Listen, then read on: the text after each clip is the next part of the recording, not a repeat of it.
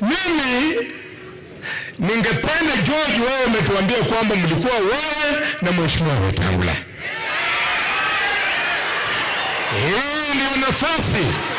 Nataka ndugu yangu Mheshimiwa Wetangula utuambie Waluya mlipokuwa na Jirongo mlisema nini, mlikuwa mnapanga nini?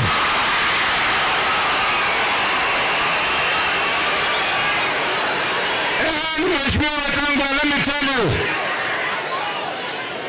kabla President Ruto aniwachishe kazi, ofisi yako iko on first floor kwa bunge, yangu iko first floor. Wewe unapoingia katika bunge before 6, the whole of last month, nimekuwa kwa ofisi yangu hapo chini. Wewe ukiingia, shortly after nilikuwa nikiona vile vile Jirongo anakuja kwa ofisi yako, mnakaa hapo half an hour, 45 minutes, 1 hour. Tell us what business you are discussing with Cyrus Jirongo.